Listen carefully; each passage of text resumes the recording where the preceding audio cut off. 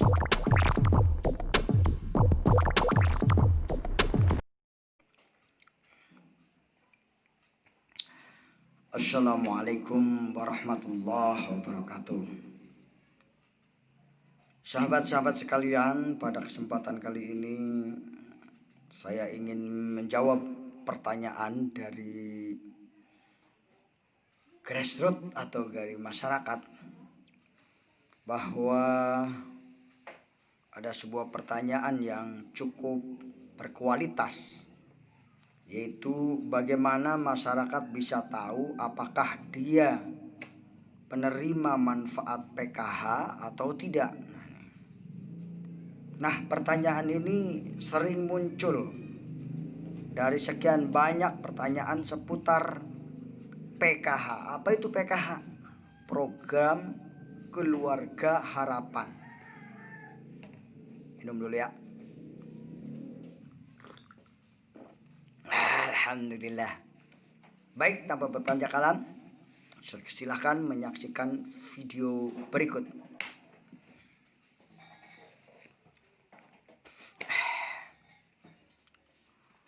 Assalamualaikum warahmatullahi wabarakatuh. Seraya memanjatkan puji serta syukur kepada Allah Subhanahu wa taala. Semoga sahabat-sahabat kita yang sedang dalam kondisi sakit disehatkan oleh Allah, dalam kondisi sulit dipermudah oleh Allah, dalam kondisi tidak menyenangkan dibuat bahagia oleh Allah Subhanahu wa taala.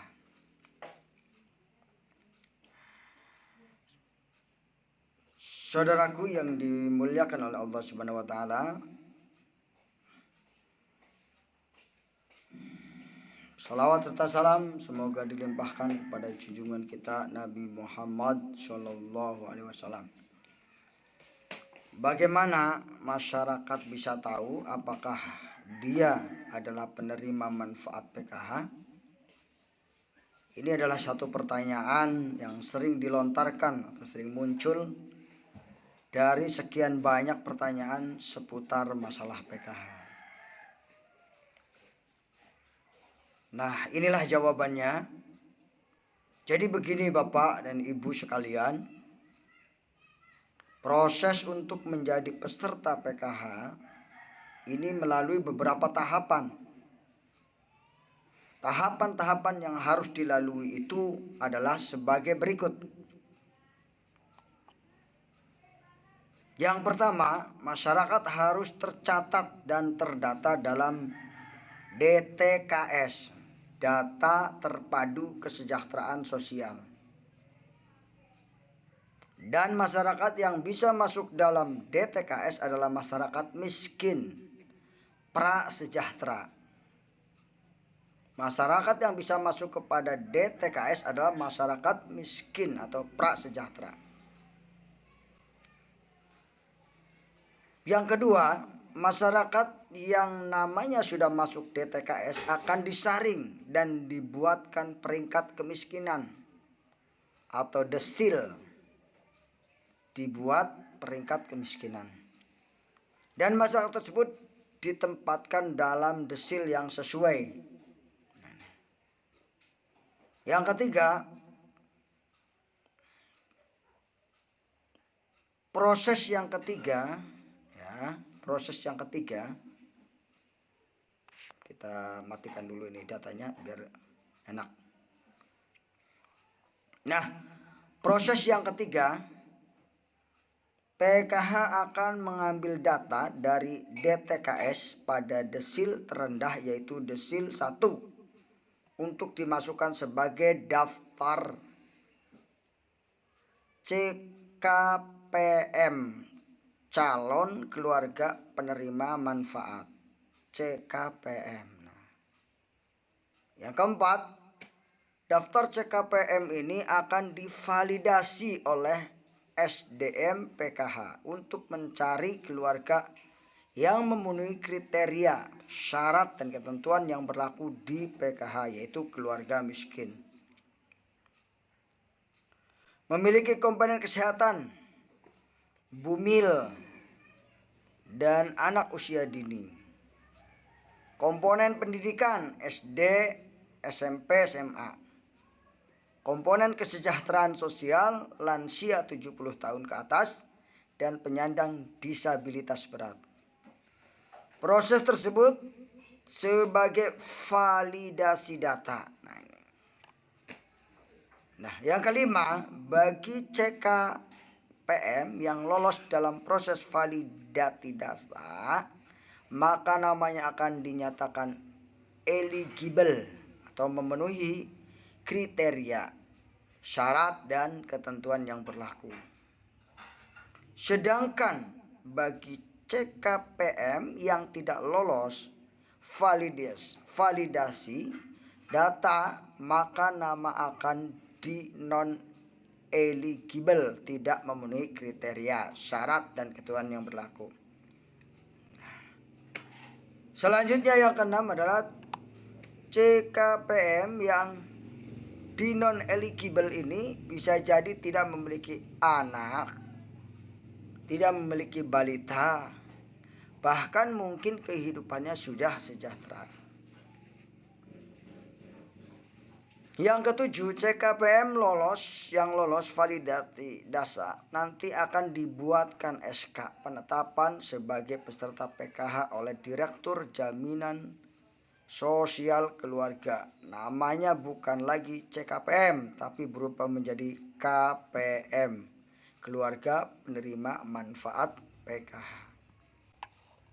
Nah, KPM PKH baru ini nanti akan mendapatkan surat undangan untuk melakukan pembuatan rekening di bank penyalur.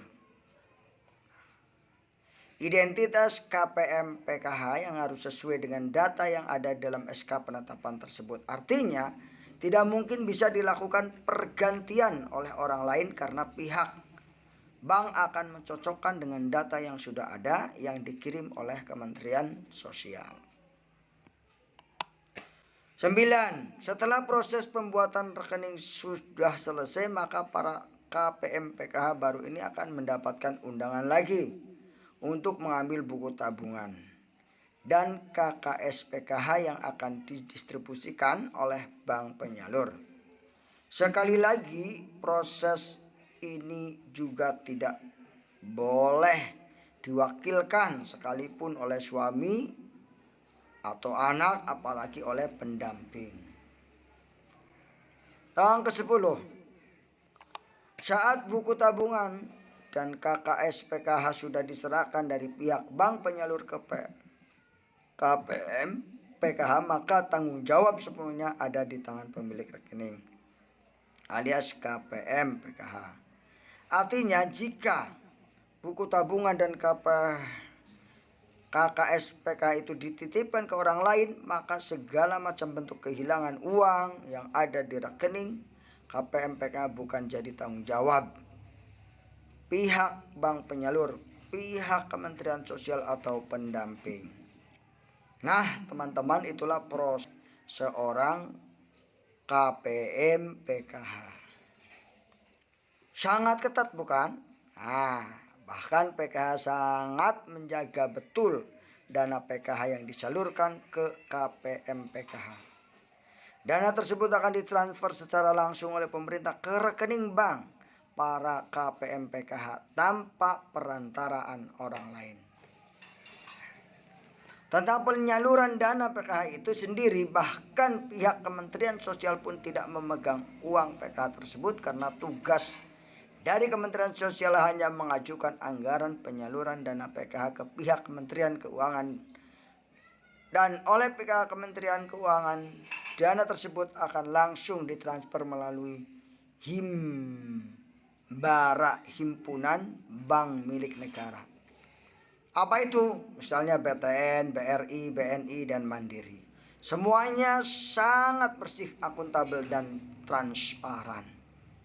Jadi sudah cukup jelaskan, semoga informasi ini bisa memberikan manfaat, mencerahkan masyarakat tentang proses dan alur menjadi peserta PKH, termasuk alur pendistribusian dana PKH untuk peserta PKH.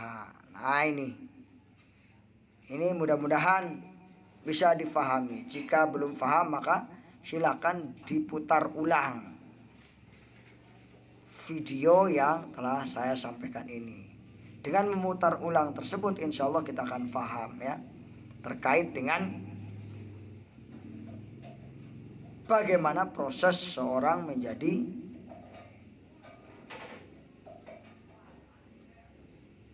penerima manfaat PKH ini. Demikian, sampai jumpa lagi di lain kesempatan.